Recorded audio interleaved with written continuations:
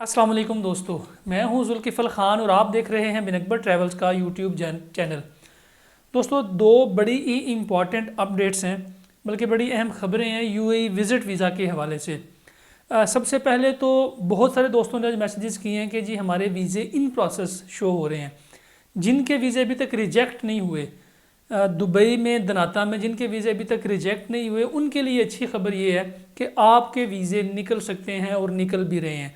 जिनके पास rejection papers आ गए हैं और पेपर जिनके वीज़े रिजेक्ट हो चुके हैं और ऑनलाइन भी शो हो रहे हैं कि जी ये वीज़े रिफ्यूज़ड हैं या ये वापस हो चुके हैं, उनके वीज़े तो कैंसिल हो चुके हैं। लेकिन अभी बहुत बड़ी तादाद ऐसी भी है जिनके वीज़े सबमिट हैं और अभी तक इन प्रोसेस शो हो रहे हैं और अभी तक रिजेक्ट नहीं हुए। कुछ लोग तो ऐसे हैं जिनका रिकॉर्ड ही ऑनलाइन शो नहीं हो रहा। लेकिन अगर आपका रिकॉर्ड ऑनलाइन शो हो रहा है और आपका वीज़ा स्टेटस नॉट कन्फर्म्ड आ रहा है दुबई के अंदर, तो इट मीन्स आपको वीज़ा मिल जाएगा। क्योंकि यूएई ने बहुत सारे वीज़े, दुबई ने बहुत सारे वीज़े तो कैंसिल कर दिए, रिजेक्ट कर दिए, लेकिन अभी भी स्टिल उन लोगों के लिए बड़ी अच्छी खबर है जिनके वीज़े इन प्रोसेस शो हो रहे हैं। जिस तरह मुझे बहुत सारे लोगों ने अपनी आज भी डॉक्यूमेंट्स भेजे हैं कि जी हमारा स्टेटस चेक करें, हमारा ट्रैवल एजेंट कह रहा है कि जी आपका वीज़ा अभी इन प्रोसेस अभी कैंसिल नहीं हुआ। अगर आपका वीज़ा कैंसिल नहीं हुआ तो आपके लिए बड़ी अच्छी खबर है। जिनके वीज़े कैंसिल हो चुके हैं, जिनके वीज़े रिजेक्ट हो चुके हैं, वो अबू धाबी में अप्लाई करें। अबू धाबी में इंशाल्लाह 1 से 2 दिन में वीज़ा आ जाएगा।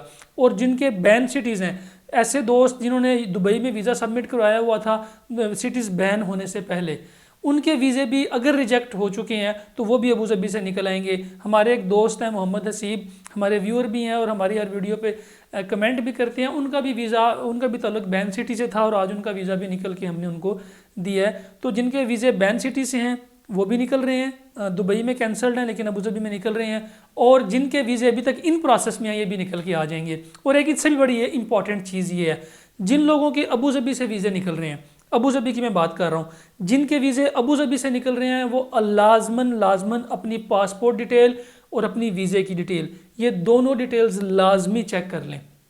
क्योंकि हो क्या रहा है, लोग एयरपोर्ट से वापस आ रहे हैं, फिर टिकट का भी ज़ाया होता है, पीसीआर टेस्ट भी ज़ाया, रैपिड टेस्ट भी ज़ाया। होता क्या है, अबू धाबी में अक्सर मिस्टेक आ जाती है। मिस्टेक क्या आती है, जो आपका नाम है और आपकी डेट ऑफ बर्थ, इन दोनों चीज़ों में अक्सर तजाद आ जाता है। क्योंकि जो दुबई का सिस्टम है वो तो सारा ऑनलाइन है, आपका पासपोर्ट स्कैन होके तो सारा डाटा उठा लिया जाता है। लेकिन अबू धाबी के अंदर चूंकि खुद टाइप करते हैं तो इसलिए अक्सर डेट ऑफ बर्थ की मिस्टेक आ जाती है। ये ज़रूरी नहीं कि ट्रैवल एजेंट की तरफ से है जो टाइपिंग करता है, ये इमिग्रेशन की तरफ से भी आ जाती है।